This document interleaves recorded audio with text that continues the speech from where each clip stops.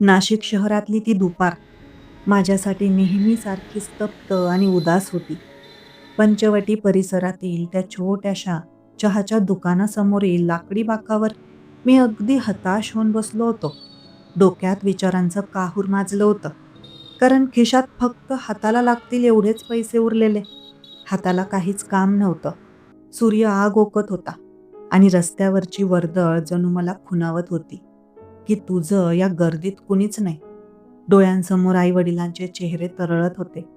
गावी चांदवडमध्ये आई दरवेळी म्हणायची, की अंकुश शहरात जा, तिथे नशीब उघडतं. पण इथे आल्यावर कळलं, की नशीब उघडायला आधी खिशात ताकद लागते. माझ्या फाटक्या विजागारासारख्या आयुष्यात रोजचा संघर्ष इतका वाढला होता, की कधी-कधी वाटायचं, इथून पळून पुन्हा गावाला जावं. पण रिकाम्या हाताने परत जाण्याची लाज वाटत होती. गावातले लोक काय म्हणतील, की पोरगा शहरात गेला आणि काही न कमावता परत आला. गावाकडून आई-वडिलांनी मोठ्या आशेने मला शहरात पाठवलं होतं, की पोरानं 4 पैसे कमवावेत. पण इथे शहराच्या गर्दीत मी स्वतःलाच हरवून बसलो होतो. गेल्या काही दिवसांपासून तर स्थिती इतकी बिकट झाली, की दुपारच्या जेवणाची सोय झाली की रात्रीची चिंता लागायची. कधी एखाद्या गोदामात हमाली मिळायची, तर कधी दिवसभर रिकाम्या हाताने भटकावं लागायचं. वयाची तिशी उलटली होती, पण आयुष्यात स्थैर्य नव्हतं आणि लग्नाचा तर विचार करणंही पाप वाटे. कारण स्वतःचं पोट भरण्याची भ्रांत तिथे दुसऱ्याची जबाबदारी कशी घेणार? लग्नाच्या वयात माझी ही अवस्था पाहून आईला खूप वाईट वाटायचं. पण मी तिला नेहमी खोटं सांगायचो, की आई, खूप काम आहे इथे, तू काळजी नको करू. प्रत्यक्षात मात्र मी एका चहाच्या टपरीवर 5 रुपयाच्या चहासाठी सुद्धा 10 वेळा विचार करत बसायचो. मनातला हा सगळा गोंधळ सुरू असतानाच अचानक शांतता भंग पावली. असंच बसलो असताना अचानक एका स्त्रीचा काळजाचा थरकाप उडवणारा जोरात ओरडण्याचा आवाज आला. तो आवाज इतका भीतीदायक आणि मदतीसाठी व्याकुळ होता, की आजूबाजूचे लोकही थबकले. मी दचकून पाहिलं, तर एक गोरीपान विदेशी महिला He stole my help bag! Help म्हणून Stop ओरडत him! होती आणि तिच्या हातातील पर्स हिसकावून एक तरुण मुलगा गर्दीतून वेगाने पळत सुटला होता. ती बाई अगदी पांढरी पडली होती. तिची अवस्था पाहून कोणाचंही काळीज पिळवटून निघालं असतं. तो चोर मात्र सराईतपणे अरुंद गल्ल्यांमधून वाट काढत पळू लागला. लोक फक्त बघत उभे होते. पण माझ्या मनातली ती हतबलता एका क्षणात रागात बदलली. त्या क्षणी माझ्या अंगात कुठून शक्ती आली कुणास ठाऊक. मी कसलाही विचार न करता त्या चोराच्या मागे धावलो. माझ्या पायात तुटलेली चप्पल होती, पण तिची पर्वा न करता मी रस्त्यावरच्या अडथळ्यांना बाजूला सारत पळत सुटलो. पंचवटीच्या त्या अरुंद गल्ल्या मला तोंडपाठ होत्या. त्यामुळे मी आडवा रस्ता धरून त्या चोराला गाठलं. मला माहीत होतं, की तो पुढच्या चौकातून डावीकडे वळला, की त्याला बाहेर निघायला जागा मिळणार नाही. मी पळत जाऊन एका शॉर्टकटने त्याच्या समोर जाऊन उभा राहिलो. त्याला समोर अचानक पाहून त्याचा थरकाप उडाला. त्याच्या हातात ती महागडी पर्स होती आणि चेहऱ्यावर पकडले जाण्याची भीती. त्याला कोपऱ्यात गाठल्यावर तो घाबरला. मी त्याला मारलं नाही, पण माझ्या डोळ्यातील राग पाहून त्याने ती पर्स तिथेच टाकली आणि जीवाच्या आकांताने पळून गेला. मी ती पर्स उचलली आणि धापा टाकत त्या महिलेकडे परतलो. माझं शरीर घामाने डबडबले होते आणि हृदय जोरात धडधडत होतं. पण मनात एक समाधान होतं, की मी कुणाची तरी मदत करू शकलो. जेव्हा मी त्या गल्लीतून बाहेर आलो, तेव्हा ती महिला तिथेच भिंतीला टेकून उभी होती. तिचं संपूर्ण शरीर थरथरत होतं. मी जवळ गेलो तशी ती दचकली, पण माझ्या हातातली आपली पर्स पाहून तिच्या जीवात जीव आला. ती महिला पूर्णपणे घाबरलेली होती आणि तिचे डोळे पाणावलेले होते. तिच्या त्या निळाशार डोळ्यात साचलेलं पाणी पाहून मला तिची खूप दया आली. मी तिच्या हातात पर्स दिली, तेव्हा तिच्या चेहऱ्यावर जो दिलासा दिसला, तो शब्दात मांडता येणार नाही. तिने घट्टपणे आपली पर्स छातीशी धरली आणि दीर्घ श्वास घेतला. तिने मोडक्या तोडक्या भाषेत माझे आभार मानले आणि तिची ओळख करून दिली, की तिचं नाव इमली आहे आणि ती कॅनडाहून भारतात फिरण्यासाठी आली आहे. तिने सांगितलं, की तिचं नाव इमली आहे जे ऐकायला आपल्याकडच्या चिंचेसारखं वाटेले. पण तिचे बोलणे खूपच गोड होतं. तिचं वय साधारण 32 असावं, पण ती खूपच प्रसन्न आणि सुंदर दिसत होती.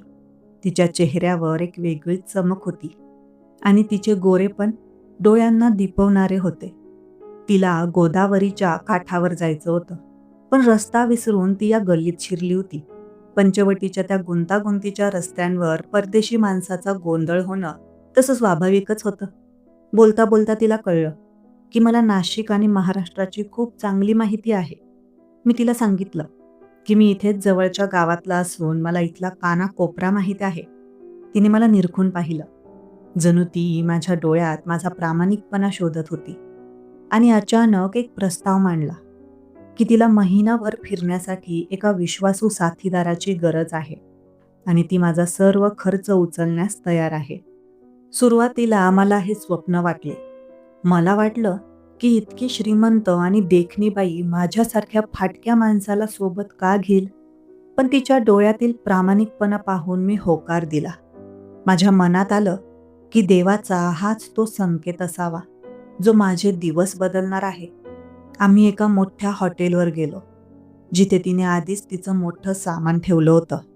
ते हॉटेल इतके भव्य होते की त्याच्या पायऱ्या चढतानाही मला भीती वाटत होती.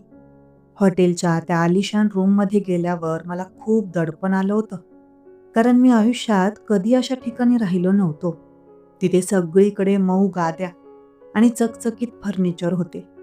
तिथे एकाच मोठ्या पलंगावर आमची राहण्याची सोय होती. हे पाहून तर माझ्या पायाखालची जमीनच सरकली. मला खूप संकोच वाटत होता. मी विचार करत होतो की एका परक्या स्त्रीसोबत मी एकाच खोलीत कसा राहणार? पण इमलीने मला खूप सहजतेने वागवले. तिला माझ्या मनातील संभ्रमाची जाणीव झाली असावी. तिने हसून सांगितलं की ती आधी अंघोळ करून येते आणि मग आम्ही जेवायला जाऊ. तिने मला आरामात बसायला सांगितले. ती अंघोळीला गेल्यावर मी त्या खिडकीतून बाहेर पाहताना विचार करत होतो की एका साध्या पर्सने माझं नशीब कसं पालटलं आहे. काही वेळापूर्वी मी रस्त्यावर चहासाठी पैसे मोजत होतो आणि आता या आलिशान खोलीत होतो. थोड्या वेळाने ती बाहेर आली आणि तिने साध्या सुती कपड्यातही ती किती देखणी दिसते हे मला जाणवलं. ओल्या केसांतून गळणारे पाण्याचे थेंब आणि तिचा तो साधा अवतार पाहून मी थक्क झालो. आम्ही दोघे सोफ्यावर बसलो असताना तिने विचारलं की अंकुश, तुला भीती वाटली नाही का त्या चोराची? तिचे ते इंग्रजी हेलकावे असलेले मराठी ऐकून मला खूप गंमत वाटली. मी हसून म्हणालो की भीती तर पोटाची वाटते, चोराची काय? जेव्हा पोटात भूक असते आणि खिशात पैसा नसतो, तेव्हा चोरापेक्षाही जास्त भीती उद्याच्या दिवसाची वाटते. हे मी तिला समजावून सांगितलं. माझ्या या साध्या उत्तरावर ती मनापासून हसली आणि आमच्यात एक छान गप्पांचा ओघ सुरू झाला. तिने मला तिचं बालपण आणि कॅनडातील कामाबद्दल सांगितले. त्या रात्री हॉटेलच्या खोलीत आमच्यात पहिल्या वेळी असं बोलणं झालं. त्यातून मला जाणवले की ही स्त्री फक्त एक पर्यटक नाही, तर तिच्या मनातही कुठेतरी खूप एकटेपणा लपलेला आहे. इमलीने जेव्हा मला तिच्या कॅनडामधील आयुष्याबद्दल सांगायला सुरुवात केली, तेव्हा मला उमजलं की पैसा असूनही माणूस किती एकाकी असू शकतो. हॉटेलच्या त्या मऊ सोफ्यावर बसून ती तिचं मन मोकळं करत होती आणि मी मंत्रमुग्ध होऊन तिचे शब्द ऐकत होतो. तिने सांगितलं की तिथे टोलेजंग इमारती आणि चकचकीत रस्ते आहेत, पण लोकांच्या मनात एकमेकांसाठी वेळ नाही. तिथले जीवन यंत्रासारखं झालं आहे. प्रत्येक जण घड्याळाच्या काट्यावर धावतोय, पण कोणाकडे कोणाची चौकशी करायला 2 मिनिटं सुद्धा नाहीत. तिचे आईवडील तिच्या लहानपणीच वेगळे झाले होते आणि ती तिथे एका मोठ्या IT कंपनीत काम करून थकली होती. पैशांची कमतरता नव्हती, पण घरात परतल्यावर तिला बोलायला कोणीच नसायचे. त्या मोठ्या घरात फक्त शांतता तिची सोबत करायची. तिला शांती हवी होती आणि म्हणूनच ती भारतात आली होती. तिला मानवी नात्यांमधली ऊब शोधायची होती. मी तिला माझ्या गावाकडच्या गोष्टी सांगितल्या. कसं आमचं कुटुंब छोट्याशा घरात राहूनही एकमेकांशी जोडलेलं असतं. आई-वडील, भावंड एकाच ताटात जेवणं आणि सुखदुःखाच्या गोष्टी करत रात्री अंगणात झोपणं हे सगळं तिला एखाद्या परीकथेसारखं वाटत होतं. कसं पावसाळ्यात शेतात चिखल झाला, तरी त्या मातीचा सुगंध मनाला उभारी देतो. जेव्हा पहिला पाऊस पडतो आणि जमीन तृप्त होते, तेव्हा येणारा तो मृदुगंध माणसाचं सगळं दुःख कसं विसरायला लावतो, हे मी तिला माझ्या गावरान शैलीत सांगत होतो. हे ऐकताना तिचे डोळे विस्फारले होते. ती हरखून गेली होती आणि तिच्या चेहऱ्यावर एक निरागस कुतूहल दिसत होतं. दुसऱ्या दिवशी सकाळी आम्ही नाशिकच्या पंचवटी परिसराची आणि काळाराम मंदिराची भटकंती सुरू केली. मी सकाळी लवकर उठून तयार झालो होतो आणि इमलीने सुद्धा एक साधा पंजाबी ड्रेस घातला होता. मी तिला प्रत्येक ठिकाणचा इतिहास अत्यंत साध्या भाषेत समजावून सांगत होतो. प्रभू रामचंद्रांचा वनवास, सीता गुफा आणि गोदावरी मातेचं महत्त्व मी तिला गोष्टी सांगतो तसं सांगत होतो. तिला गोदावरीच्या काठावर बसून आरती पाहताना जो आनंद मिळत होता, तो पाहून मलाही भरून आले. संध्येच्या वेळी जेव्हा नदीच्या पात्रात दिव्यांचा प्रकाश पडला आणि मंत्रोच्चार सुरू झाले, तेव्हा तिने डोळे मिटून हात जोडले. त्या क्षणी मला ती पूर्णपणे भारतीय वाटली. आम्ही जेव्हा तिथल्या गल्ल्यांमध्ये फिरत होतो, तेव्हा छोटी मोठी मस्करी सुरू झाली होती. ती कधी एखादा शब्द चुकीचा उच्चारायची, तर मी तिला हसून दुरुस्त करायचो. एकदा तिला तिथल्या एका विक्रेत्याने जास्त पैसे मागितले. तेव्हा मी माझ्या अस्सल गावरान भाषेत त्याला दम भरला. तो दुकानदार तिला परदेशी पाहून लुबाडण्याचा प्रयत्न करत होता. पण मी त्याला, "अरे बाबा, मी इथलाच आहे, धंदा नीट कर," असं ठणकावून सांगितलं. ते पाहून ती खळखळून हसली आणि म्हणाली की, "अंकुश, तू तर माझा बॉडीगार्ड झाला आहेस." तिचं हे हसू पाहून मलाही खूप बरं वाटलं आणि मनात कुठेतरी एक वेगळाच अभिमान वाटला की मी तिचं रक्षण करू शकतो. नाशिकची ती पवित्र हवा आणि आमचा हा संवाद आम्हाला अजून जवळ आणत होता. त्यानंतर आमचा प्रवास ठाण्याच्या दिशेने सुरू झाला. ठाणे शहराची ती अफाट गर्दी आणि धावपळ पाहून इमली थोडी गोंधळली होती. पण मी तिचा हात घट्ट धरून तिला गर्दीतून वाट काढून दिली. तिथल्या स्टेशन परिसरातील माणसांचा तो अफाट समुद्र पाहून ती अक्षरशः बावरून गेली होती. तिला वाटत होतं की इतक्या गर्दीत आपण एकमेकांना हरवून बसू की काय. पण मी तिला म्हणालो, "इमली, तू घाबरू नकोस, माझा हात धरून ठेव." आणि तिनेही मोठ्या विश्वासाने माझा हात पकडला. त्या गर्दीतून रस्ता काढताना मला तिची ती भीती आणि तिचा माझ्यावरचा विश्वास दोन्ही जाणवत होतं. तिथे गेल्यावर हॉटेलमध्ये राहताना तोच जुना संकोच पुन्हा आडवा येत होता. कारण आम्हाला एकाच रूममध्ये आणि एकाच पलंगावर राहायचं होतं. मनात विचार यायचे की लोक काय विचार करतील किंवा तिला माझ्याबद्दल काय वाटेल.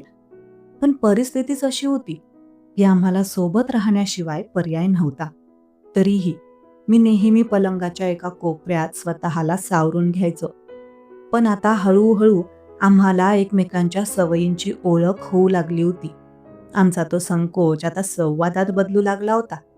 सकाळी ती आधी अंघोळीला जायची आणि मग मी. ती बाहेर आल्यावर ओल्या केसांतून पाण्याचे थेंब उडवत जेव्हा आरशासमोर उभी राहायची, तेव्हा माझं भान हरपायचं. पण मी लगेच नजर चोरून बाथरूममध्ये शिरत असे. नाश्ता करताना ती मला कॅनडातील पदार्थांची माहिती द्यायची. तिथल्या चीज, ब्रेड आणि कॉफीच्या कथा सांगायची आणि मी तिला इथल्या झणझणीत वडापाव आणि नाशिकच्या प्रसिद्ध मिसळीची चव चाखायला लावायचं. जेव्हा ती पहिली तिखट मिसळ खाऊन, "ओ माय गॉड, हे खूप तिखट आहे," म्हणायची, तेव्हा मी तिला गुळाचा खडा द्यायचो आणि आम्ही दोघंही मनापासून हसायचो. बीडच्या ग्रामीण भागात गेल्यावर तिथली संस्कृती पाहून ती भारावून गेली. तिथले ते मातीचे वाडे, अंगणात सडा रांगोळी आणि साधेपणा पाहून ती थक्क झाली होती.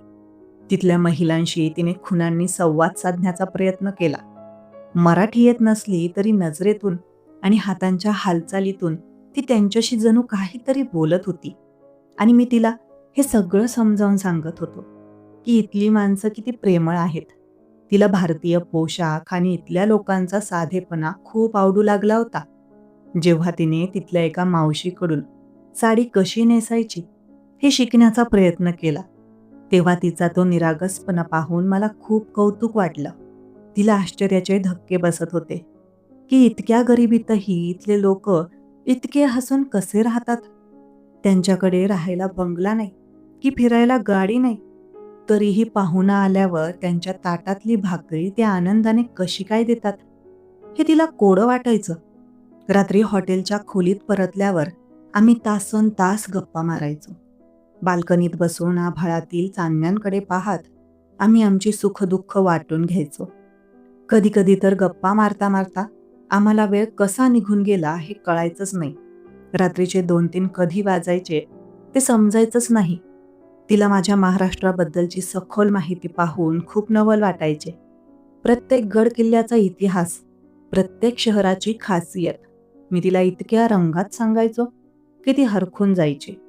आणि ती मला म्हणे की अंकुश, तू फक्त मार्गदर्शक नाहीस, तू एक चालता बोलता इतिहास आहेस. तिच्या या कौतुकाने माझं मन अभिमानाने भरून यायचं. पण या सगळ्या प्रवासात माझ्या मनात एक हळवी कोपर निर्माण होत होती. केवळ एक गाईड म्हणून राहणं आता मला कठीण जात होतं. तिचे माझ्याकडे बघणे, बोलताना सहजपणे माझ्या खांद्यावर हात ठेवणे, या गोष्टींमुळे माझ्या हृदयात धडधड वाढू लागली होती.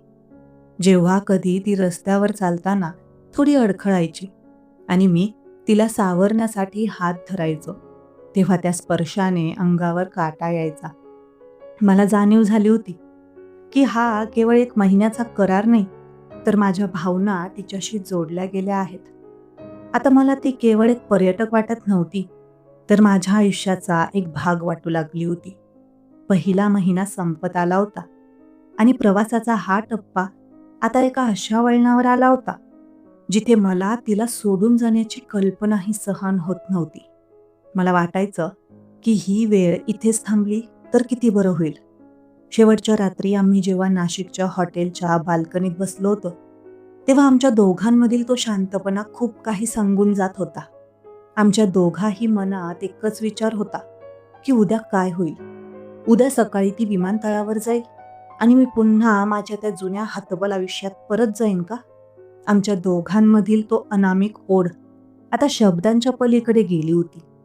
हॉटेलच्या बाल्कनीत जेव्हा आमचा पहिला महिना संपत आला होता, तेव्हा काळजाची धडधड वाढली होती. मनात एकच धाकधूक होती की उद्याची सकाळ आपल्यासाठी काय घेऊन येईल. समोर गोदावरीचं संथ वाहणारं पाणी आणि शहराचे लुकलुकणारे दिवे दिसत होते. पण माझं लक्ष मात्र शेजारी बसलेल्या इमलीकडे होतं. मनात भीती होती की आता इमली कॅनडाला निघून जाईल आणि मी पुन्हा त्याच बाकावर हताश होऊन बसेन, जिथून तिने मला हात देऊन बाहेर काढलं होतं. पुन्हा तोच एकाकीपणा, पुन्हा कामाचा तोच शोध आणि पुन्हा तीच रिकामी खिशातली हाताला लागणारी नाणी. हा विचार करूनच माझ्या अंगावर काटा येत होता.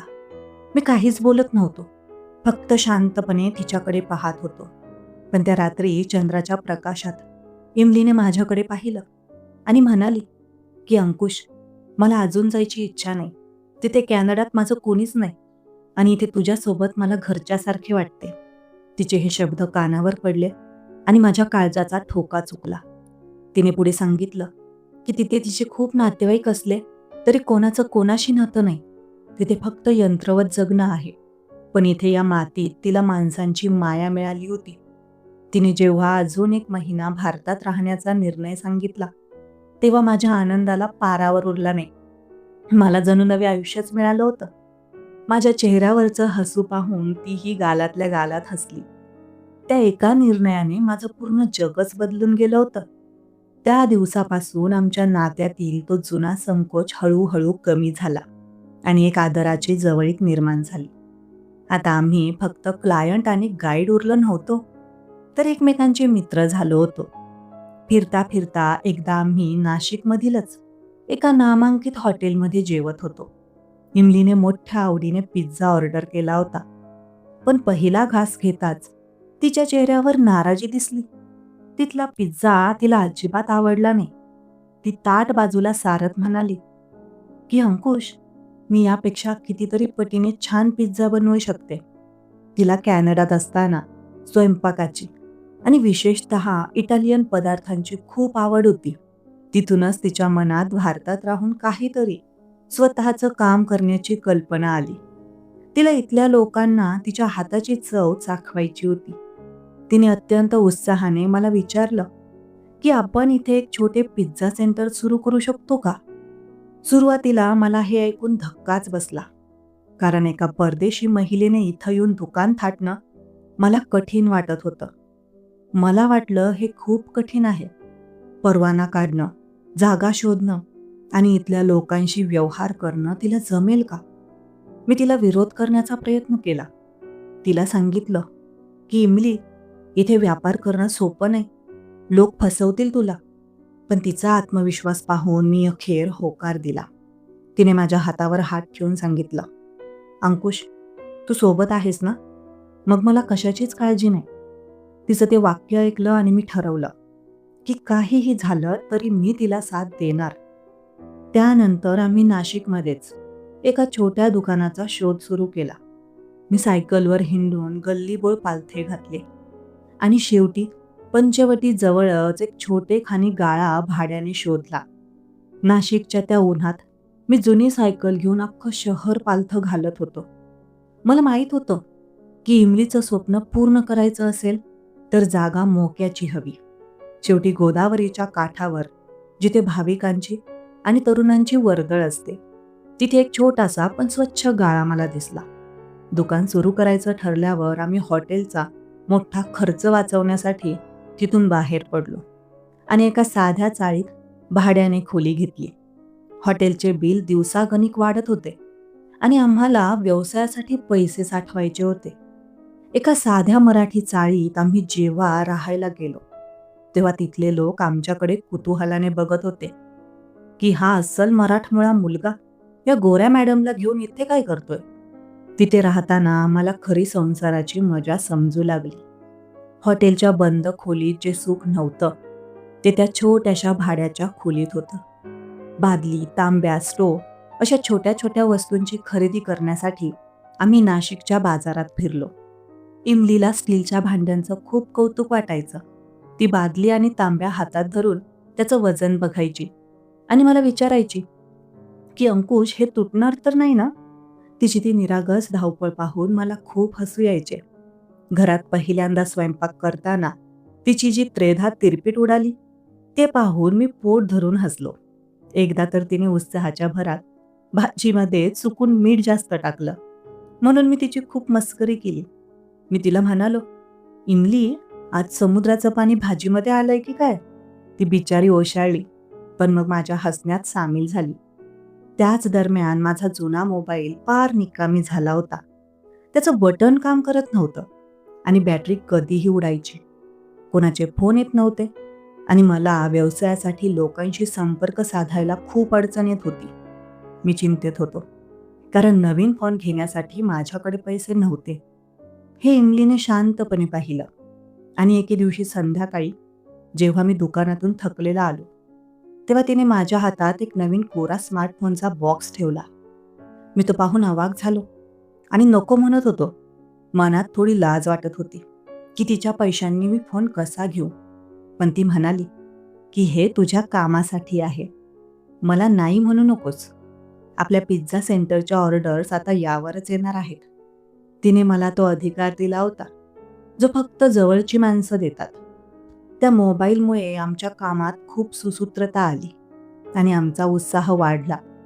आम्ही फेसबुक आणि व्हॉट्सॲपवर जाहिरात करू लागलो. आम्ही त्या छोट्या दुकानाची सजावट स्वतःच्या हाताने केली. बाहेरून गवंडी किंवा पेंटर लावायला पैसे नव्हते म्हणून आम्हीच ब्रश हातात घेतला. तिने भिंतीवर पाश्चात्य पद्धतीची काही सुंदर चित्रे काढली आणि मी तिथली साफसफाई, लाकडी बाकड्यांची मांडणी केली. अशा प्रकारे त्या छोट्याशा खोलीत आणि दुकानात आमचं एक नवीन स्वप्न आकाराला येऊ लागलं होतं. ते केवळ दुकान नव्हतं तर आमच्या कष्टाचं मंदिर होतं. आमच्या दोघांमधील तो आदर आता हळूहळू प्रेमाच्या दिशेने झुकत होता. आता आम्ही एकमेकांसाठी परके राहिलो नव्हतो. रात्री थकून घरी आल्यावर ती जेव्हा माझ्या खांद्यावर डोकं ठेवून उद्याच्या प्लॅनिंगबद्दल बोलायची, किती पिझ्झा बेस हवेत, किती भाज्या लागतील, हे सांगताना तिचे श्वास माझ्या मानेला स्पर्श करायचे, तेव्हा मला वाटायचं की हे सुख कधीच संपू नये. जगाचं सगळं वैभव एका बाजूला आणि हा क्षण एका बाजूला होता. आमचे ते पिझ्झा सेंटर आता सुरू होण्यासाठी सज्ज झालं होतं. इमलीने जेव्हा पहिल्यांदा त्या दुकानात स्वतःच्या हाताने पिझ्झा बनवायला सुरुवात केली, तेव्हा तिचे ते कष्ट पाहून मला भरून येत असे. कारण ती कॅनडामधल्या एसी ऑफिसमध्ये बसणारी मुलगी आज इथे उन्हात आणि भट्टासमोर उभी राहून घाम गाळत होती. नाशिकची ती दुपारची उष्णता आणि त्यात त्या ओव्हनची धग, हे सगळं सहन करणं तिच्यासाठी खरं तर खूप कठीण होतं. पण तिच्या डोळ्यात एक वेगळीच जिद्द होती. तिचे ते नाजूक हात आता पिझ्झाचा बेस तयार करण्यात आणि भाज्या चिरण्यात गुंतले होते. तिचा तो अवतार पाहून मला राहावलं नाही. मी ठरवलं होतं की तिला एकटीला हे सगळं करू द्यायचं नाही. म्हणून मी दुकानातली सर्व पडेल ती कामं आनंदाने स्वीकारली. मी विचार केला की ही मुलगी जर 7 समुद्र पार करून इथे येऊन कष्ट करू शकते, तर मी तर इथलाच मातीचा मुलगा आहे. मी का मागे राहू? मी मग कामाला झोपून घेतलं. कधी पिझ्झासाठी लागणाऱ्या कोबी, सिमला मिरची आणि टोमॅटो अशा भाज्या चिरणे, कधी दुकान झाडून पुसून स्वच्छ ठेवणं, तर कधी ग्राहकांना पाणी देणं. अशी कामे मी हसत हसत करू लागलो. आमचं ते छोटं दुकान म्हणजे आमचं मंदिर झालं होतं. मी सकाळी लवकर उठून मार्केटला जायचो. ताजी भाजी घेऊन यायचो आणि मग दुकान उघडायचो. मला आठवतंय, आमचा पहिला ग्राहक जेव्हा दुकानात आला, तेव्हा आम्ही दोघंही खूप घाबरलो होतो. एक कॉलेजचा तरुण मुलगा दुकानात शिरला आणि त्याने मेन्यू कार्ड बघितलं. आमचे हात थरथरत होते. इमली आत पिझ्झा बनवत होती आणि मी बाहेर उभं राहून प्रार्थना करत होतो. पण इमलीने बनवलेला तो गरमागरम आणि चविष्ट पिझ्झा खाल्ल्यावर त्या ग्राहकाने जेव्हा खूपच छान झालाय असा पिझ्झा मी पूर्ण नाशिकमध्ये कुठेच खाल्ला नाही अशी पावती दिली, तेव्हा इमलीच्या चेहऱ्यावर जे हसू उमटलं ते पाहून माझं सगळं दुःख विरून गेलं. तो क्षण आमच्यासाठी एखाद्या मोठ्या पुरस्कारासारखा होता. पण म्हणतात ना, यश सहज मिळत नाही. सुरुवातीच्या काळात आम्हाला खूप अडचणी आल्या. कधी-कधी दुपारी अचानक कच्चा माल संपायचा आणि मग मला सायकलवरून धावत जाऊन चीज किंवा ब्रेड आणावा लागायचा. तर कधी लोकांना पिझ्झाची किंमत जास्त वाटायची. लोकं म्हणायचे, "अरे 10 रुपयाला वडापाव मिळतो, तिथे हा पिझ्झा कशाला घ्यायचा?" पण आम्ही त्यांना प्रेमाने समजवायचो की याची चव आणि यातले घटक वेगळे आहेत. आम्ही हार मानली नाही. आम्ही येणाऱ्या प्रत्येक ग्राहकाशी आपुलकीने बोलू लागलो. एके दिवशी मी दुकानात काम करत असताना माझ्या गावाहून आईचा फोन आला. तिचा आवाज थरथरत होता. तिने सांगितलं की घरची परिस्थिती थोडी ओढणीची आहे आणि बाबांना अचानक दवाखान्यात भरती करावं लागले. त्यांच्या उपचारासाठी तातडीने पैशांची गरज आहे. फोन ठेवल्यावर माझा चेहरा पडला. माझ्याकडचे स्वतःचे पैसे नव्हते, कारण जे काही कमवत होतो ते पुन्हा व्यवसायात लावत होतो. मी विचार करत होतो की आता कोणाकडे हात पसरू. हे इमलीने शांतपणे पाहिलं आणि तिला जाणवलं की काहीतरी बिनसलंय. इमलीला हे कळताच तिने मला कसलाही विचार न करता आपल्या पर्समधून पैसे काढले आणि माझ्या हातात ठेवले. मी संकोचलो होतो, पण ती म्हणाली की अंकुश, तुझे आईवडील ते माझेही आईवडील आहेत. आधी त्यांना पैसे पाठव, बाकीचं आपण नंतर बघू. तिच्या या मदतीने आणि या वाक्याने माझ्या मनात तिच्याबद्दलचा आदर अजूनच वाढला. तिने मला फक्त पैसा दिला नव्हता, तर एक हक्क दिला. आमच्या दुकानात येणाऱ्या लोकांशी संवाद साधणं ही एक दुसरी मोठी कसरत होती. तिला मराठी नीट बोलता येत नसल्याने ग्राहक कधी कधी गोंधळायचे. त्यांना ती काय म्हणते हे कळायचं नाही आणि तिला ते काय विचारतायत हे समजायचं नाही. तेव्हा मी मध्ये पडून गावरान भाषेत त्यांना सगळं समजावून सांगायचो. मी त्यांना सांगायचो, "अहो काका, मॅडम म्हणतात की पिझ्झा गरम आहे, सावकाश खा." हे ऐकून ग्राहकही खुश व्हायचे. हळूहळू इमलीनेही धन्यवाद कसं वाटतंय, या पुन्हा असे मराठी शब्द शिकायला सुरुवात केली. तिचं ते तोडकं मोडकं मराठी ऐकून ग्राहकांना तिची खूप माया वाटायची आणि आमचं हे छोटं पिझ्झा सेंटर आता लोकांच्या पसंतीस पडू लागलं. कामाच्या गडबडीत तिने मला कधीही नोकरासारखं वागवलं नाही. दुकानात कितीही गर्दी असली किंवा कामाचा कितीही ताण असला, तरी तिची बोलण्याची पद्धत नेहमीच नम्र असायची. अनेकदा लोक परदेशी मालकीनीकडे काम करणाऱ्या मुलाला तुच्छतेने बघतात, पण इमलीने मला तो मान मिळवून दिला होता. ती मला नेहमी आदरानं हाक मारायची, पण आता साहब हे संबोधन मागे पडून ती मला हक्कानं अंकुश म्हणू लागली होती. सुरुवातीला ती मला मिस्टर अंकुश किंवा साहब म्हणायची, पण आता त्या औपचारिकतेची भिंत गळून पडली होती. जेव्हा ती माझ्या नावाचा उच्चार करायची, तेव्हा तिच्या त्या परदेशी हेलकाव्याच्या आवाजात माझं नाव मला खूपच गोड वाटू लागलं होतं. आम्ही दोघंही कामातून वेळ मिळाला की जवळच्या बागेत फिरायला जायचो किंवा एखाद्या टपरीवर चहा घ्यायचो. नाशिकच्या गोदावरी काठच्या बागेत बाकावर बसून तासनतास गप्पा मारणं हा आमचा आवडता उद्योग झाला होता. एखाद्या साध्या टपरीवर जेव्हा आम्ही कटिंग चहा प्यायचो, तेव्हा ती चहाचा घोट घेत म्हणायची, अंकुश, हा चहा कॅनडाच्या महागड्या कॉफीपेक्षा कितीतरी पटीने चांगला आहे.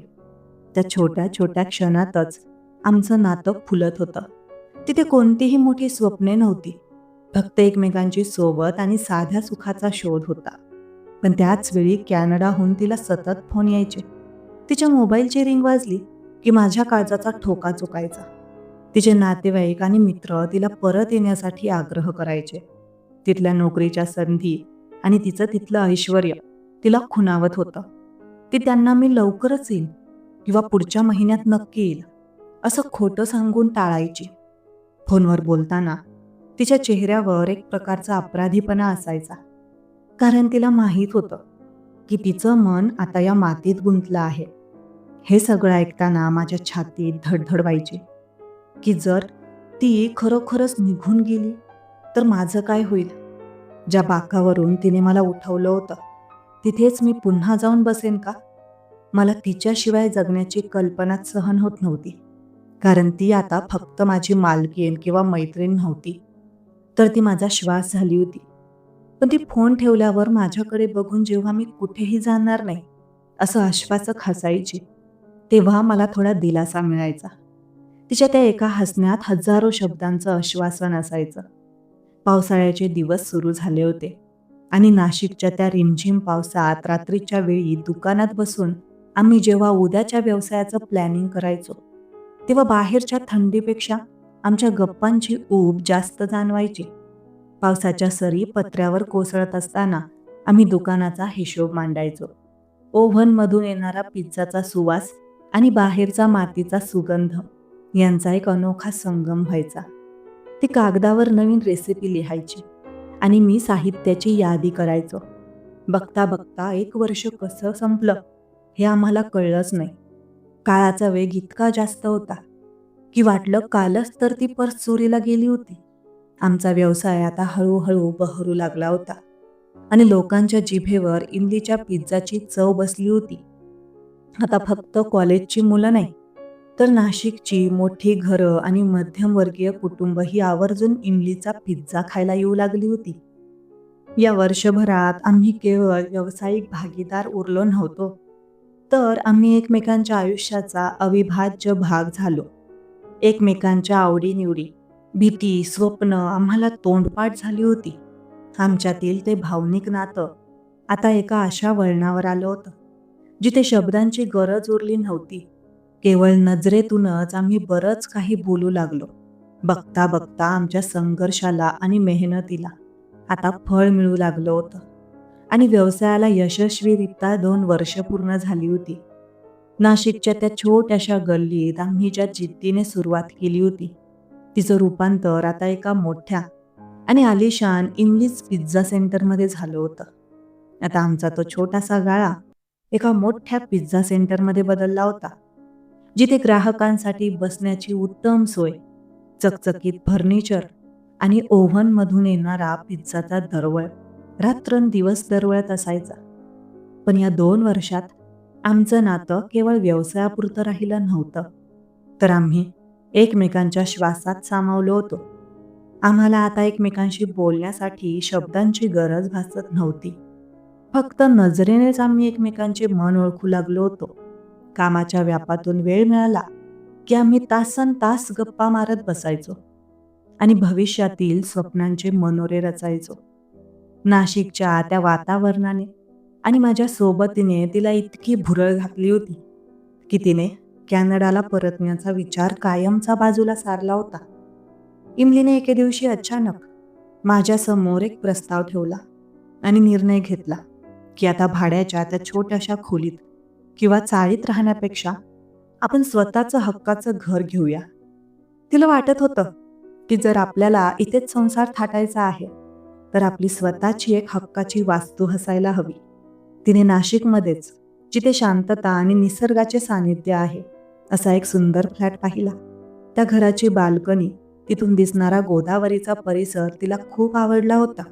जेव्हा घराची कागदपत्र तयार झाली आणि स्वाक्षरी करण्याची वेळ आली तेव्हा तिने एक असा आग्रह धरला की ज्यामुळे माझे डोळे पाणावले.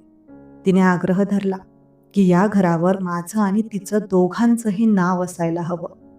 मला खूप संकोच वाटला, कारण पैसा तिचा होता, मेहनत तिची होती आणि मी तर केवळ तिला साथ देत होतो. मी तिला समजावण्याचा प्रयत्न केला की इमली, हे सगळं तुझं आहे, माझं नाव कशाला? पण तिने माझं ऐकलं नाही आणि अतिशय प्रेमाने माझा हात धरून सांगितलं की अंकुश, हे घर फक्त विटांचं नाहीये, हे आपल्या प्रेमाचं प्रतीक आहे आणि तुझ्याशिवाय या घराला काहीच अर्थ नाही. तिचा तो अधिकार आणि प्रेम पाहून मी निशब्द झालो आणि अखेर आम्ही त्या नवीन घरात राहायला गेलो. त्या घराच्या गृहप्रवेशाचा छोटासा कार्यक्रम आम्ही दोघांनीच अतिशय साध्या पद्धतीने साजरा केला.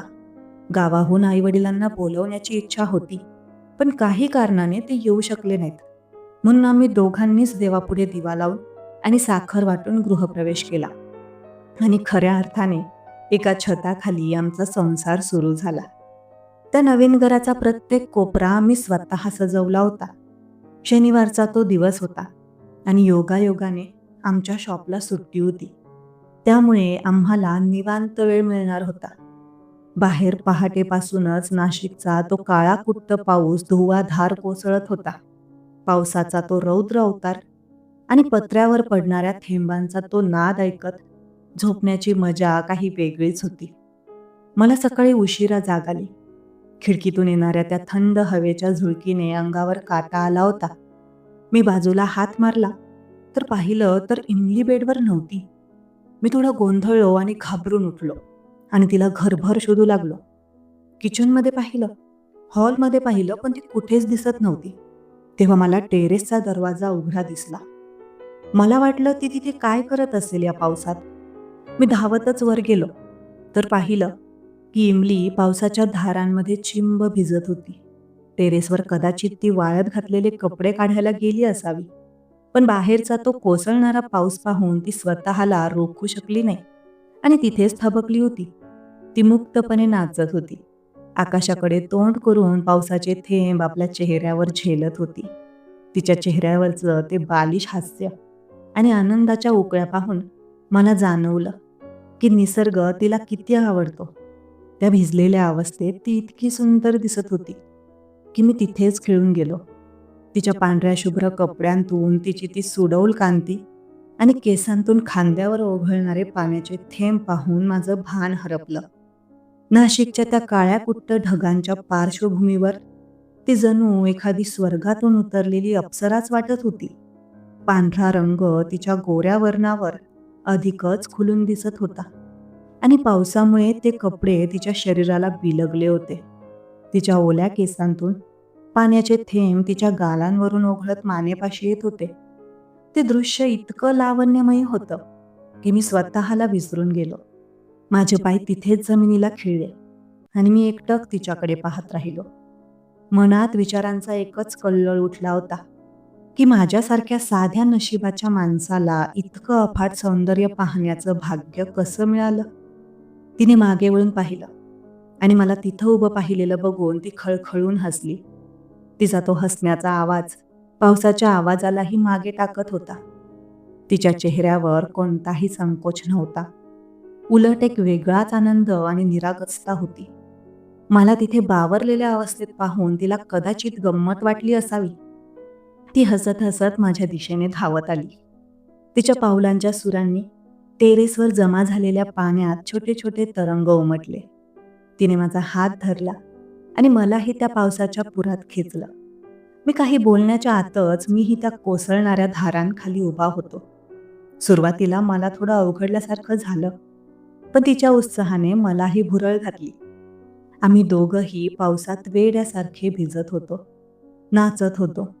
इमलीने माझा हात धरून मला गोल फिरवायला सुरुवात केली. आम्ही लहान मुलांसारखे पावसात मस्ती करत होतो. एकमेकांवर पाणी उडवत होतो. नाशिकचा तो थंडगार पाऊस आमच्या शरीराला झोंबत होता, पण मनातील उष्णता वाढत होती. तिच्या मोकळ्या केसांतून उडणारे पाण्याचे थेंब माझ्या चेहऱ्यावर पडत होते आणि अचानक त्या मस्तीत ती माझ्या मिठीत आली. नाचता नाचता तिचा पाय थोडा घसरला आणि स्वतःला सावरण्यासाठी ती थेट माझ्या छातीवर येऊन विसावली. मी तिला पडण्यापासून वाचवण्यासाठी माझे हात तिच्या कमरेभोवती गुंडाळले. त्या क्षणी निसर्गाचा तो ओलावा आमच्या काळजापर्यंत पोहोचला आणि आम्ही एकमेकांना घट्ट बिलगलो. त्या पावसात आमची ती पहिली मिठी इतकी उत्कट होती की मला जगाचा विसर पडला. आजूबाजूला काय सुरू आहे, कोण बघत असेल, या कशाचीही मला पर्वा नव्हती. मला फक्त तिच्या हृदयाची धडधड ऐकू येत होती, जी माझ्या हृदयाच्या ठोक्यांशी एकरूप झाली. तिच्या शरीराचा उबदार स्पर्श त्या थंड हवेत मला एक वेगळाच दिलासा देत होता. तिच्या ओल्या केसांचा सुगंध माझ्या नाकात भरला. मला वाटलं की हे जग इथेच थांबावं आणि हा क्षण कधीच संपू नये. पण लगेच मला जाणीव झाली की मी भावनिक लाटेत वाहून जातोय आणि मी हळूच तिच्यापासून लांब झालो. माझ्या मनात एक भीती दाटून आली की मी मर्यादा तर ओलांडली नाही ना. ती माझी मालकीण आहे, एक परदेशी नागरिक आहे आणि एक मी साधा कामगार. हा विचार मनात येताच मी घाबरलो. मी तिला म्हणालो की इमली, मला माफ कर, मी जास्तच वाहत गेलो. तुला कदाचित वाईट वाटलं असेल. माझा आवाज थरथरत होता आणि मी नजर खाली झुकवली होती. मला वाटलं ती आता माझ्यावर रागावेल किंवा मला सोडून जाईल. हे ऐकल्यावर तिने काही न बोलता माझा हात धरला आणि हळूच आपल्या गालावर ठेवला.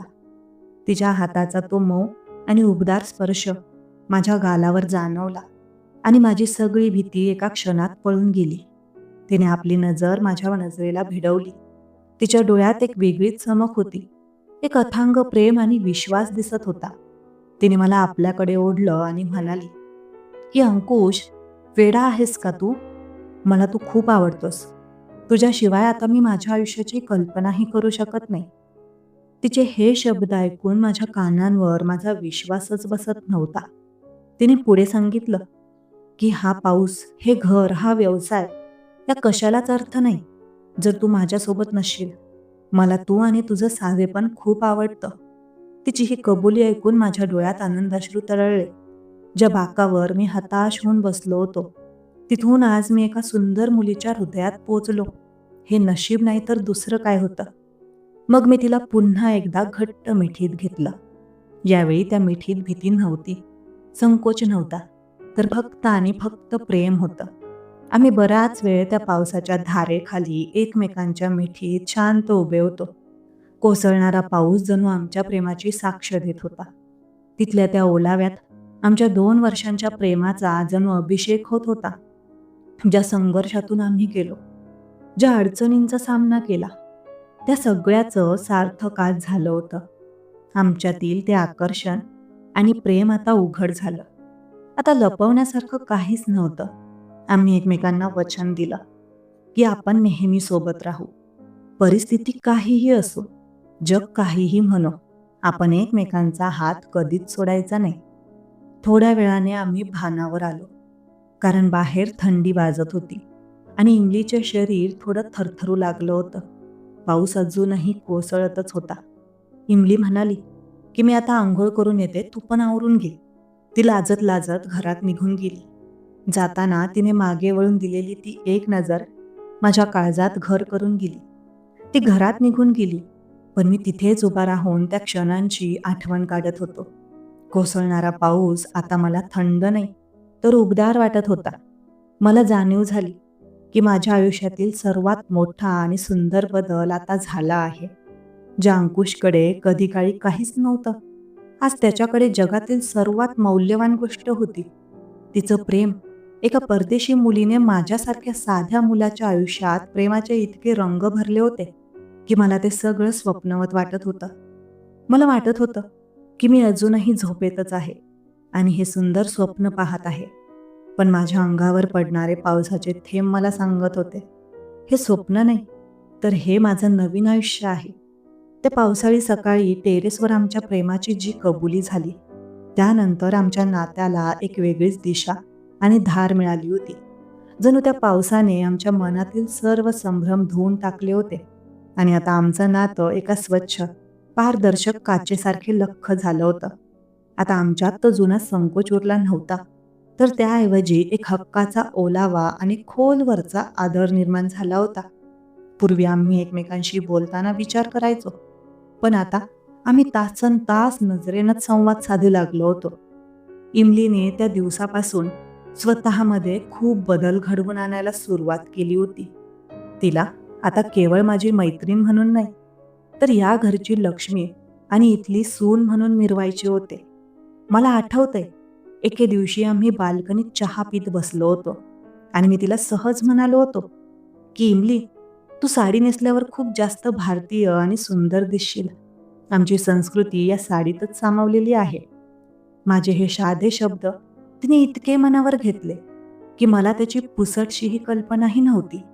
एके दिवशी सकाळी मी झोपेतून उठलो आणि हॉलमध्ये आलो, तर समोरचं दृश्य पाहून माझे डोळे विस्फारले. मी पाहिलं तर तिने अतिशय सुंदर गडद निळी साडी नेसली होती. काठापदराची ती साडी तिच्या गोऱ्या रंगावर इतकी खुलून दिसत होती की मला वाटलं साक्षात एखादी अप्सराच माझ्यासमोर उभी आहे. तिला साडी सावरताना थोडी अडचण होत होती. पदर वारंवार खांद्यावरून निसटत होता आणि पायात साडीचा घोळ अडकत होता. पण तिच्या चेहऱ्यावरचा तो आत्मविश्वास आणि माझ्यासाठी काहीतरी नवीन करण्याची ती जिद्द पाहून मी अक्षरशः थक्क झालो. ती अडखळत माझ्या जवळ आली आणि लाजत मला म्हणाली की अंकुश, मला कोणी साडी नेसायला सांगितलं नव्हतं किंवा मला ती कधी जमलीही नव्हती. पण तुझ्या आवडीसाठी मी हे नक्कीच शिकेन आणि रोज नेसण्याचा सराव करेन. तिचे ते प्रेमळ शब्द ऐकून माझं हृदय भरून आलं आणि मी तिला साडी सावरण्यात थोडी मदत केली. त्यानंतर आम्ही दोघंही खूप उत्साहात होतो आणि आम्ही ठरवलं की आता तिच्यासाठी अजून काही छान भारतीय कपडे घेऊया. आम्ही नाशिकच्या गजबजलेल्या मेन रोडवरच्या कपड्यांच्या मोठ्या दुकानात गेलो. तिथे गेल्यानंतर तिची ती साडीतील चाल बघून अनेक लोक वळून वळून पाहत होते. तिथे मी तिच्यासाठी तिच्या आवडीच्या रंगाच्या भरजरी साड्या आणि काही साधे सुती ड्रेस निवडले. तिनेही माझ्यासाठी माझ्या आवडीचे आणि मला शोभून दिसतील असे काही ब्रँडेड शर्ट्स आणि कुर्ते घेतले. ते छोटेखानी शॉपिंग करताना आमची जी मस्करी आणि एकमेकांच्या आवडीवरून चाललेली ओढाताण होती, ती पाहून तिथले दुकानदार आणि गिऱ्हाईकही गालातल्या गालात हसायचे. तिला एखादी साडी आवडली की ती मला विचारायची, अंकुश, मी यात जाड तर दिसत नाहीये ना? आणि मी तिला चिडवायचो. या गमती जमतीत आमचा दिवस कसा गेला कळलं नाही. याच दरम्यान माझ्या गावाहून अचानक काकांचा फोन आला आणि त्यांनी सांगितलं की गावाकडे घराचं एक मोठं कार्य आणि कुलदैवताचा कार्यक्रम आहे. संपूर्ण भावकी एकत्र येणार आहे आणि तुला यावंच लागेल. ही माझ्यासाठी एक मोठी संधी होती, कारण मला इमलीला माझ्या आईवडिलांना अधिकृतपणे भेटवायचं होतं. मी मनाशी पक्का निश्चय केला आणि ठरवलं की आता वेळ आली आहे इमलीला माझ्या घरी नेण्याची आणि आमचं नातं सगळ्यांना सांगण्याची. मी थोड्या धाकधुकीने तिला विचारलं की इमली, माझ्या गावी चालेल का? आणि तिने माझ्याकडे बघून एक गोड हसू दिलं आणि क्षणाचाही विलंब न लावता ती आनंदाने तयार झाली. तिला माझ्या मुळांशी जोडलं जाण्याची खूप ओढ लागली होती.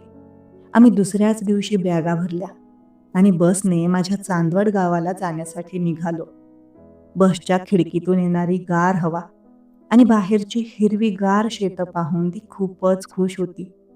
वाटेत तिला महाराष्ट्राची निसर्ग संपदा, सह्याद्रीच्या रांगा आणि डोंगर कपारीतील ती छोटी छोटी घरं दाखवत होतो आणि ती प्रत्येक गोष्ट आपल्या मोबाईलमध्ये टिपून घेत होती. तिला हे सगळं पाहून खूप कौतुक वाटत होतं. की इतक्या साध्या परिस्थितीतही इथली माणसं निसर्गाच्या किती जवळ राहतात. जेव्हा आम्ही माझ्या घरी पोहोचलो, तेव्हा संपूर्ण गाव आमच्याकडे कुतूहलाने पाहत होतं. कारण एका परदेशी गोऱ्या बाईला गावात पहिल्यांदाच कोणीतरी पाहिलं होतं. बसमधून उतरल्यापासून ते आमच्या घरापर्यंतच्या त्या पायवाटेवर ठिकठिकाणी लोक थांबून कुजबुजत होते. कोणी म्हणे, अंकुशने साहेबाची लेक आणली की काय? तर कोणी कौतुकाने पाहत होतं. माझ्या घराच्या अंगणात पाऊल ठेवताना इमली थोडी धास्तावली होती, पण मी तिचा हात घट्ट धरून तिला धीर दिला. माझ्या आईवडिलांच्या समोर गेल्यावर इमलीने जे केलं ते पाहून माझ्या डोळ्यात पाणी आलं. तिला कोणीही शिकवलं नव्हतं की भारतीय पद्धत काय असते, पण तिने कसलाही विचार न करता माझ्या आईवडिलांच्या पायावर डोकं ठेवून अगदी वाकून नमस्कार केला. तिचा तो अस्सल भारतीय संस्कार आणि साधेपणा पाहून माझ्या वडिलांचा ऊर अभिमानाने भरून आला. त्यांनी तिच्या डोक्यावर हात ठेवून भरभरून आशीर्वाद दिले. आईला तर तिचा इतका लळा लागला की ती तिला परकी मानून लांब राहिलीच नाही. उलट स्वयंपाकघरात नेऊन तिला आपल्या मांडीपाशी बसवून मायेने विचारपूस करू लागली. इमलीला मराठी समजत नव्हतं, पण आईच्या डोळ्यातील माया तिला नक्कीच कळत होती. आई तिला आपल्या हाताने मातीच्या चुलीवरचं गरम जेवण भरवू लागली आणि इमलीनेही तो झणझणीत ठेचा आणि भाकरी आनंदाने खाल्ली. गावातल्या बाया बापड्यांची तर आमच्या घरी जत्राच भरली होती. प्रत्येक जण तिला न्याहाळून पाहत होतं आणि ती सुद्धा मोठ्या उत्साहाने त्यांच्याशी खुणांनी आणि काही मोडक्या तोडक्या मराठी शब्दात बोलायचा प्रयत्न करत होती. मी अंकुशची मैत्रीण आहे असं सांगताना तिच्या चेहऱ्यावरचा तो अभिमान आणि डोळ्यातली चमक खरोखरच पाहण्यासारखी होती. तिला आता या गावाचा आणि इथल्या माणसांचा अजिबात परकेपणा वाटत नव्हता. 2 दिवस गावात राहिल्यावर तिने तिथल्या मातीशी आणि निसर्गाशी एक वेगळं नातं जोडलं होतं. सकाळी लवकर उठून ती अंगणात सडा टाकायला आईला मदत करायची. शेतात फिरायला गेल्यावर तिने चिखलात पाय रोवून पाहिलं. आपल्या पायाला लागलेली ती काळी आई पाहून तिला खूप समाधान मिळालं. तिला ते निसर्गाचं रूप खूप आवडत होतं.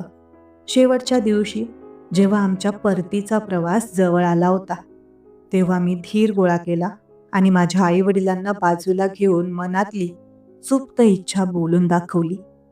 मी सांगितलं की आई, बाबा, मला इमलीसोबत लग्न करायचं आहे. तिला आपली सून करून घ्यायचं आहे. माझ्या या निर्णयावर बाबांनी काही क्षण शांतपणे माझ्याकडे पाहिला आणि अत्यंत समाधानाने म्हणाले की पोरा, ही मुलगी जरी परदेशातली असली, तिची भाषा वेगळी असली, तरी तिचं मन मात्र आपल्या अस्सल मातीचं आहे. तिने ज्या प्रकारे आमचा मान राखला ते पाहून आम्ही पूर्ण संमती आहे आमची. आईच्या तर आनंदाला पारावर उरला नाही. तिने घाईघाईने कपाटातून तिचे जुने दागिने काढले आणि तिला तिच्या हातातील सोन्याच्या बांगड्या घालण्याचा प्रयत्न केला. पण इमलीने मोठ्या आदराने आईचे हात आपल्या हातात घेतले आणि सांगितलं की आई, हे दागिने तुमचे आहेत. तुमचे आशीर्वाद आणि या घरात मिळालेला मान हीच माझी सर्वात मोठी दौलत आहे. मला दुसरं काही नको. तिचे हे महान विचार ऐकून आईने तिला कडकडून मिठी मारली. आम्ही जेव्हा गावावरून नाशिकला परत निघालो, तेव्हा आमच्यासोबत केवळ बॅगा नव्हत्या, तर आई वडिलांचा भक्कम आशीर्वाद आणि भविष्यातील लग्नाची सुंदर स्वप्ने होती. प्रवासात बसमध्ये खिडकीतून येणाऱ्या गार हवेत माझ्या खांद्यावर डोकं ठेवून शांतपणे झोपलेली इमली पाहून मला खूप भरून आलं. मला वाटलं की देवाकडे यापेक्षा जास्त मी काय मागू शकलो असतो.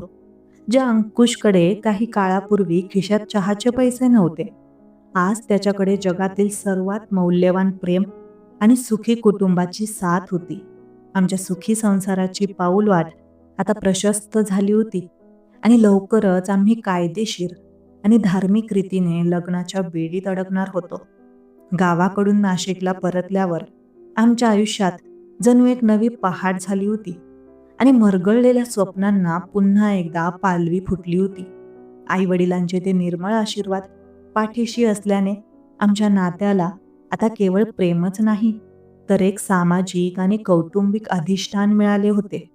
त्यामुळे समाजाची किंवा लोकांची आता मला पूर्वीसारखी भीती उरली नव्हती. इमली तर गावाहून आल्यापासून अतिशय उत्साहात आणि आनंदी दिसत होती. कारण तिला आता हे आमचं नवीन घर, हे नाशिक शहर आणि इथली माणसं अजिबात परकी वाटत नव्हती. तिला जणू खात्री पटली होती की तिचं खरं घर आता हेच आहे. आम्ही नाशिकला पाय ठेवताच पुन्हा एकदा आमच्या पिझ्झा सेंटरच्या कामात स्वतःला पूर्णपणे झोकून दिलं होतं. कारण व्यवसाय आता चांगलाच भरभराटीला आला होता आणि लोकांच्या जिभेवर इमलीच्या हाताची चव रेंगाळू लागली होती. दुकानात येणाऱ्या ग्राहकांची संख्या दिवसेंदिवस वाढत होती आणि त्यासोबतच आमची जबाबदारीही कित्येक पटीने वाढली होती. पण या कामाच्या रगाड्यात आणि रोजच्या दगदगीत माझा स्वतःचा वाढदिवस कधी आला हे माझ्या लक्षातच राहिलं नाही. खरं तर वाढदिवस साजरा करण्याची मला कधी सवयच नव्हती.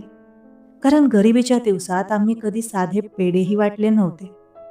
त्या दिवशी दुकानात सकाळीच खूप मोठ्या ऑर्डर्स आल्या होत्या आणि योगायोगाने पिझ्झा बनवण्याची काही नवीन मशिनरी सुद्धा येणार होती.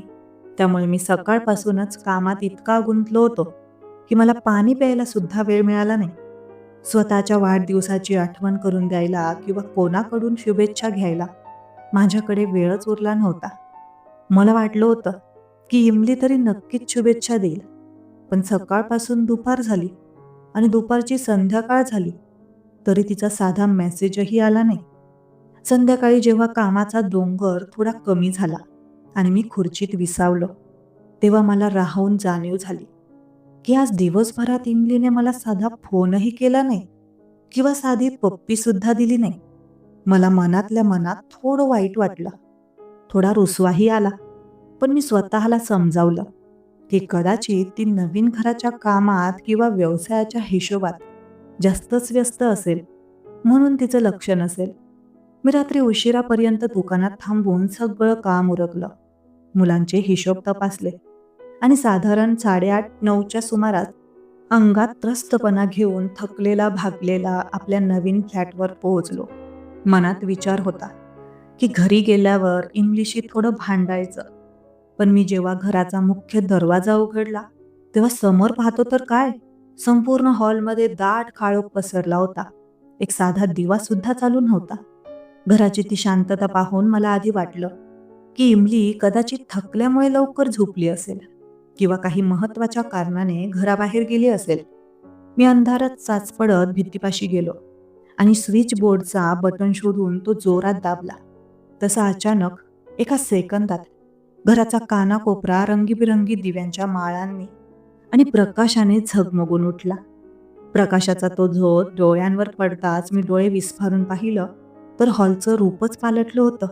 हॉलमध्ये भिंतींवर निळ्या आणि पांढऱ्या रंगाच्या फुग्यांची इतकी सुंदर सजावट केली होती की ते एखादं स्वप्नच वाटत होतं. मधोमध एक मोठं आणि आकर्षक बॅनर लावलं होतं, ज्यावर सोनेरी अक्षरात हॅपी बर्थडे अंकुश असं मोठ्या दिमाखात लिहिलं होतं. संपूर्ण हवेत गुलाबाच्या फुलांचा आणि मोगऱ्याचा सुगंध दरवळत होता, ज्याने माझं मन तृप्त झालं. आणि समोरच्या सजवलेल्या टेबलवर माझ्या आवडीचा तो गडद चॉकलेट केक मोठ्या डौलानं ठेवला होता.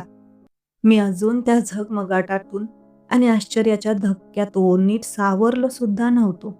तोच बेडरूमचा दरवाजा हळूच उघडला आणि तिथून अतिशय लाजत मुरडत इमली बाहेर आली. मला पाहताच तिच्या चेहऱ्यावर एक विलक्षण चमक आली आणि तिने धावत येऊन मला जोरात मिठी मारली.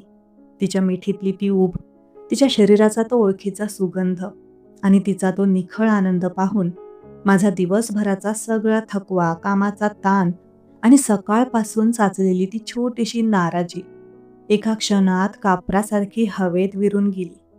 मला जाणवलं की जगातील सर्व श्रीमंती एका बाजूला आणि एका मिठीतलं सुख एका बाजूला होतं. इमलीने त्या दिवशी मुद्दाम माझ्या पसंतीची आणि माझ्याच निवडीची तीच गडद निळी साडी नेसली होती, जी मी तिला नाशिकच्या मार्केटमधून मोठ्या हौसेने खरेदी करून दिली.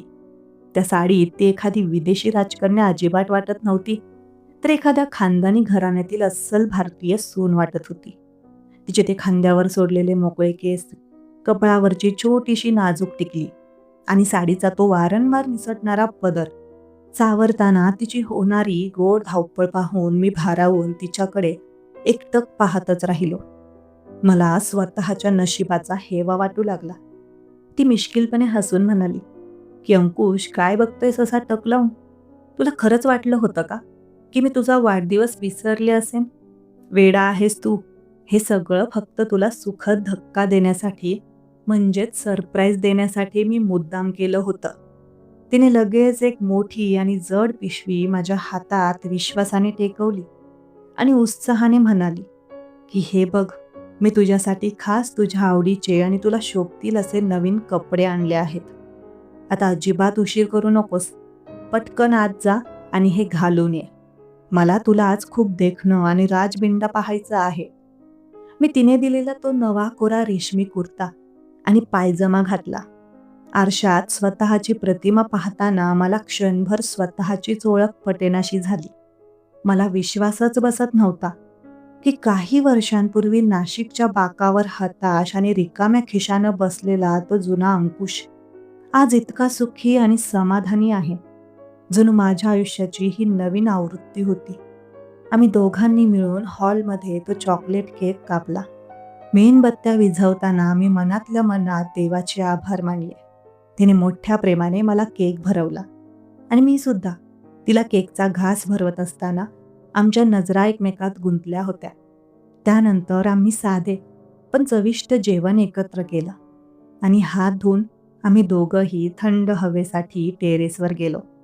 नाशिकच्या त्या रात्रीच्या हवेत एक वेगळाच शिरशिरी आणणारा गारवा होता. पाऊस नुकताच थांबल्यामुळे हवेत मातीचा ओला सुगंध दरवळत होता आणि आभाळात चांदण्या एखाद्या दागिन्यांसारख्या लख्ख चमकत होत्या. आम्ही टेरेसच्या लोखंडी कठड्यापाशी अगदी जवळ उभे राहून खाली पसरलेल्या नाशिक शहराचा तो दिव्यांचा प्रकाश आणि वाहनांची ये-जा शांतपणे पाहत होतो. तिथे त्या शांततेत आमच्यात खूप जास्त भावनिक, सखोल आणि प्रेमळ गप्पा सुरू झाल्या, ज्यामध्ये फक्त आम्ही आणि आमचं भविष्य होतं. इमली माझ्याकडे अतिशय कातर नजरेने पाहून म्हणाली, की "अंकुश, जर तू त्या दिवशी माझ्या मदतीला धावून आला नसतास आणि तू माझ्या आयुष्यात आला नसतास, तर मी आजही कॅनडातल्या त्या टोलेजंग इमारतींच्या गर्दीत एकटीच, उदास आणि यंत्रवत राहिले असते. तू मला खऱ्या अर्थाने जगायला शिकवलंस." तिचे हे काळजाला भिडणारे शब्द ऐकून माझं हृदय प्रेमाने आणि कृतज्ञतेने भरून आलं. मला बोलता येत नव्हतं, पण माझ्या डोळ्यात आनंदाश्रू उभे राहिले आणि मी तिला पुन्हा एकदा घट्ट, उबदार मिठीत घेतलं. जणू त्या मिठीतून मी तिला सांगत होतो, की आता आपण कधीच एकमेकांपासून वेगळे होणार नाही. आमची ती मिठी त्या रात्री खूपच भावनिक आणि काळजाला भिडणारी होती. त्या एका क्षणी आमच्यात एक वेगळ्याच प्रकारचा घरोबा आणि अथांग विश्वास निर्माण झाला होता, जो जगातील कोणत्याही शब्दांच्या पलीकडचा होता. मला जाणवलं, की ही स्त्री आता केवळ माझी व्यावसायिक भागीदार नाही, तर ती माझ्या अस्तित्वाचा अविभाज्य भाग झाली आहे. मी प्रेमाच्या अतिरेकात आणि अनावर झालेल्या उर्मीपोटी तिला आपल्या दोन्ही बळकट हातात अलगद फुलासारखं उचलून घेतलं.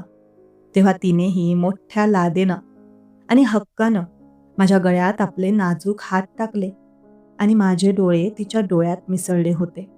मी तिला तसंच मायेनं उचलून टेरेसवरून खाली बेडरूममध्ये आणलं आणि त्या रात्री आम्ही एकाच पलंगावर एकमेकांच्या मिठीत, एकमेकांचे श्वास ऐकत अत्यंत शांतपणे आणि सुरक्षित भावनेने झोपलो होतो. मला त्या क्षणी वाटलं होतं, की आयुष्यातलं हेच ते सर्वोच्च सुख आहे, ज्याच्यासाठी माणूस आयुष्यभर धडपडतो आणि आता सगळं काही कायमचं नीट होईल. आमचं आयुष्य आता फक्त फुलांच्या वाटेवरूनच चालेल, असं मला वाटलं होतं. पण म्हणतात ना, की सुखाच्या अगदी पाठीमागे दुःख लपलेलं असतं आणि नियतीला आमचं हे निखळ सुख कदाचित बघवत नव्हतं. दुसऱ्या दिवशी सकाळी जेव्हा सूर्यकिरण खिडकीतून आत येत होते, तेव्हा आम्ही दोघंही बाल्कनीत बसून वाफाळलेला चहा घेत भविष्याबद्दल, स्वप्नांबद्दल शांतपणे गप्पा मारत बसलो होतो आणि अचानक घराची बेल जोरात वाजली. मी उत्साहाने दरवाजा उघडला तर समोर खाकी वर्दीतील पोलीस उभे होते आणि त्यांच्या चेहऱ्यावरचे कडक भाव पाहून माझ्या काळजाचा ठोका चुकला. त्यांच्या हातात काही अधिकृत कागदपत्र होती आणि त्यांनी विचारपूस सुरू केली. चौकशी अंती कळलं की आमच्या शेजारच्या एका मत्सरी दुकानदाराने, ज्याला आमचा दिवसेंदिवस वाढणारा उत्कर्ष आणि इमलीची लोकप्रियता अजिबात बघवत नव्हती, त्याने इमलीबद्दल पोलिसात एक निनावी तक्रार केली होती. त्या तक्रारीत असं म्हटलं होतं की ही महिला कॅनडाहून आली असून तिचा कायदेशीर व्हिसा खूप दिवसांपूर्वीच संपला आहे आणि ती कोणत्याही परवानगीशिवाय भारतात बेकायदेशीरपणे राहून व्यापार करत आहे. पोलिसांनी अत्यंत कडक शब्दात इमलीचा पासपोर्ट आणि व्हिसा तपासणीसाठी मागितला.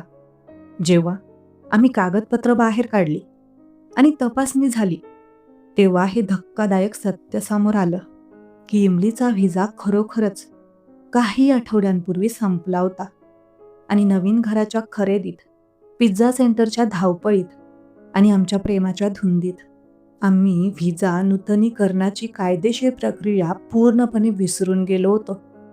पोलिसांची ती तांत्रिक चौकशी, त्यांचे ते करडे आवाज आणि इमलीला तातडीने पोलीस ठाण्यात नेण्याची त्यांची भाषा ऐकून ती बिचारी पूर्णपणे कोलमडून गेली. तिचे हातपाय थरथरू लागले आणि तिला वाटलं की आता तिला थेट विमानाने कॅनडाला हाकलून लावलं जाईल आणि आमचं हे सुंदर नातं इथेच कायमचं संपेल.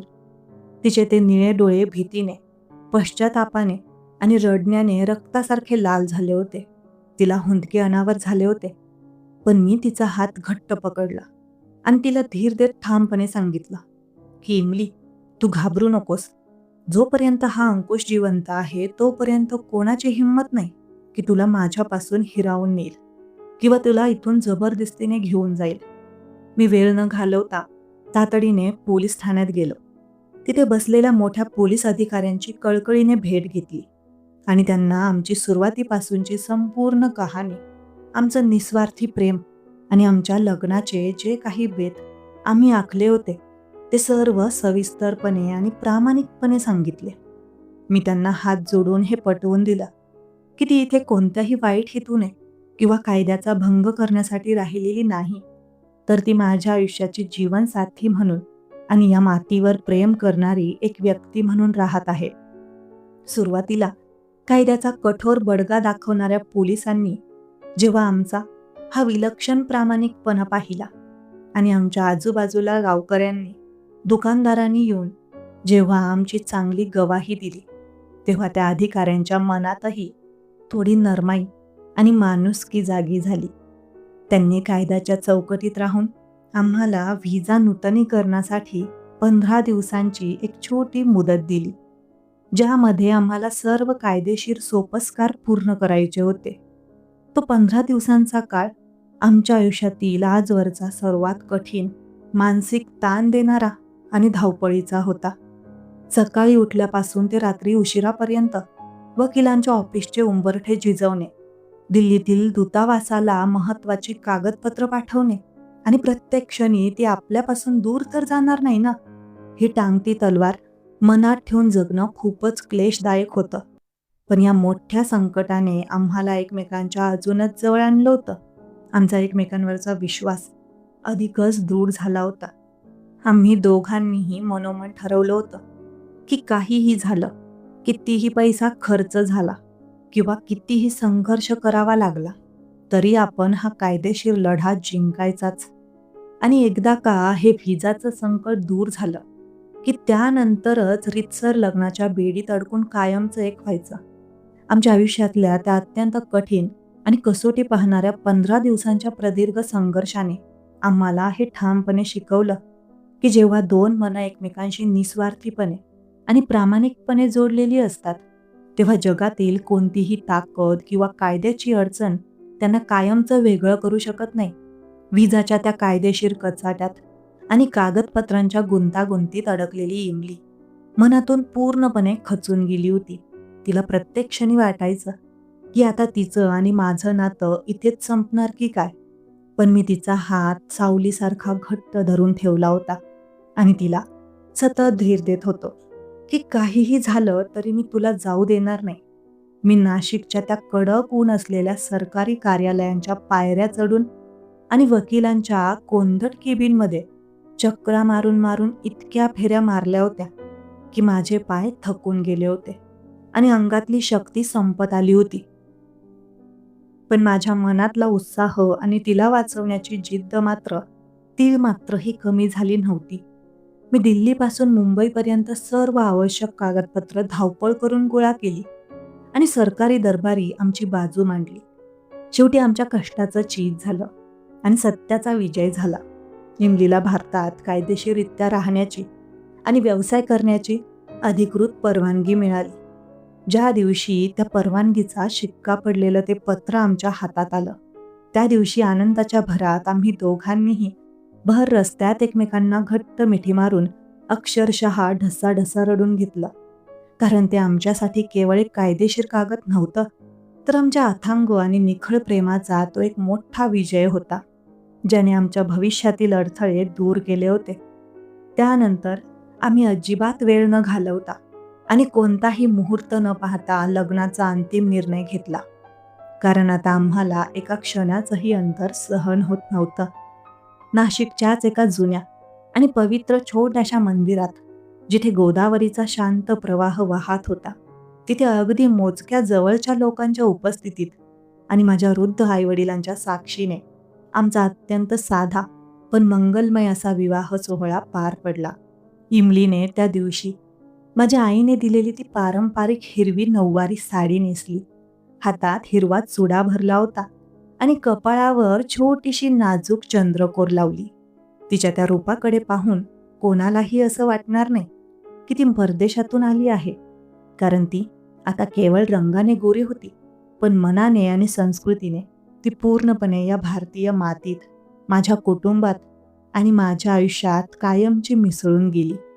लग्नाचे ते सप्तपदीचे 7 फेरे घेताना मला जाणवलं की एका साध्या ओळखीने सुरू झालेला हा प्रवास आज एका अखंड आणि पवित्र नात्याच्या वळणावर येऊन विसावला आहे. लग्नानंतर जेव्हा आम्ही आमच्या इंग्लिश पिझ्झा सेंटरवर पाऊल ठेवलं, तेव्हा तिथल्या नियमित ग्राहकांनी, आमच्याकडे काम करणाऱ्या सर्व मुलांनी आणि हितचिंतकांनी फुलांचा वर्षाव करत आमचं मोठ्या उत्साहात आणि जल्लोषात स्वागत केलं. दुकानाच्या प्रवेशद्वारावर फुलांची रांगोळी काढली होती आणि वातावरणात एक वेगळाच आनंद दरवळत होता. जणू त्या पिझ्झाच्या सुवासासोबतच आमच्या प्रेमाचा सुगंधही तिथे दरवळत होता. आज मागे वळून शांतपणे त्या जुन्या दिवसांचा विचार करताना मला प्रकर्षाने जाणवतं की खरं प्रेम म्हणजे नक्की काय असतं. प्रेम म्हणजे केवळ एकमेकांकडे तासनतास पाहत राहणं, गुलाबाची फुलं देणं किंवा केवळ छान छान गोड बोलणं नाही. तर प्रेम म्हणजे समोरच्या व्यक्तीच्या सर्व उणिवांसकट, तिच्या दोषांसकट तिचा मनापासून स्वीकार करणं आणि तिला सावरून घेणं होय. प्रेम म्हणजे आयुष्यातील अत्यंत कठीण आणि कसोटीच्या काळात एकमेकांचा हात घट्ट पकडून काही काळजी नको करू, मी आहे ना तुझ्यासोबत, असं म्हणणारा तो अढळ विश्वास असतो, जो कोणत्याही संकटावर मात करण्याची शक्ती देतो. जेव्हा तुम्हाला स्वतःच्या दुःखापेक्षा समोरच्या व्यक्तीच्या डोळ्यातील ते पाणावलेले थेंब जास्त टोचतात आणि जेव्हा तुम्ही एकमेकांच्या स्वप्नांसाठी स्वतःला पूर्णपणे विसरून अतोनात कष्ट करता, तेव्हाच त्याला खऱ्या अर्थाने प्रेम म्हणतात. माझ्या अनुभवातून मला उमजलं की प्रेम म्हणजे एकमेकांचा आदर करणं, एकमेकांच्या वेगळ्या संस्कृतीचा सन्मान करणं आणि एकमेकांच्या विचारांना किंमत देणं. माझ्यासारख्या एका अत्यंत साध्या मध्यमवर्गीय अंकुशला एका परदेशी आणि श्रीमंत पार्श्वभूमी असलेल्या इमलीने जो सन्मान, आत्मसन्मान आणि निस्वार्थी प्रेम दिला, त्यातून मला एक मोठी गोष्ट उमजली की खऱ्या प्रेमाला कोणतीही भौगोलिक सीमा, भाषा आणि वर्ण किंवा धर्म नसतो. ते फक्त आणि फक्त हृदयाची शुद्ध भाषा समजतं. आमचा तो पिझ्झा सेंटरचा छोटासा व्यवसाय आता नाशिकच्या कानाकोपऱ्यात विस्तारला असून तो खूप मोठा झाला आहे. आता आमच्याकडे अनेक कामगार आहेत आणि आम्ही आमच्या या छोट्याशा जगात खूप सुखी आणि समाधानी आहोत. सुरुवातीला आमच्या नात्याला विरोध करणाऱ्या कॅनडातील तिच्या नातेवाईकांनीही आता आमचा आणि आमच्या संस्कृतीचा मनापासून स्वीकार केला आहे. ते आता वारंवार आम्हाला भेटायला भारतात येतात आणि इथल्या आदरातिथ्याने भारावून जातात. कधी-कधी संध्याकाळी काम उरकल्यावर मी मुद्दाम त्या दुकानासमोरील जुन्या बाकावर जाऊन एकटाच शांत बसतो. जिथे कधी काळी मी हताश, निराश आणि रिकाम्या खिशानं आपलं नशीब आजमावत बसलो होतो. मग मला स्वतःवरच हसू येतं, की एका चोरी झालेल्या साध्या पर्सने आणि त्या एका धावपळीच्या प्रसंगानं माझं पूर्ण नशीबच कसं अकल्पितपणे पालटून टाकलं. इमली आता केवळ शब्दात नाही तर भावनेतही उत्तम मराठी बोलते. तिने इथली संस्कृती आणि भाषा इतकी आत्मसात केली आहे, की ती अस्सल मराठी सुवासिनी वाटते. आमच्या पिझ्झा सेंटरचं नाव आता संपूर्ण नाशिकमध्ये चवीसाठी आणि आमच्या प्रेमाच्या गोष्टीसाठी प्रसिद्ध आहे. आमची ही जीवनगाथा केवळ सांगण्यापुरती एक गोष्ट नाही, तर तो एक जिवंत आणि समृद्ध अनुभव आहे, जो आम्हाला दररोज नवीन काहीतरी शिकवतो आणि एकमेकांवरील विश्वास दृढ करतो. आम्ही आजही दरवर्षी पावसाळ्यात त्याच टेरेसवर मनसोक्त भिजतो. पावसात भिजताना आजही त्या पहिल्या भेटीची, त्या चोरीच्या प्रसंगाची आणि संघर्षाच्या दिवसांची आठवण काढून पुन्हा एकदा नव्याने एकमेकांच्या प्रेमात पडतो. हीच तर खरी प्रेमाची जादू आहे, जी माणसाच्या रखरखीत आयुष्याला सुंदर अर्थ देते आणि प्रत्येक संकटाशी लढण्याचं अफाट बळ देते. मित्रांनो, तुम्हाला ही कथा आवडली असेल तर लाईक करून तुम्ही माझी ही कहाणी कोणत्या गावातून किंवा शहरातून पाहत आहात ते मला कमेंटमध्ये नक्की सांगा आणि चॅनल सबस्क्राईब करून घ्या. धन्यवाद.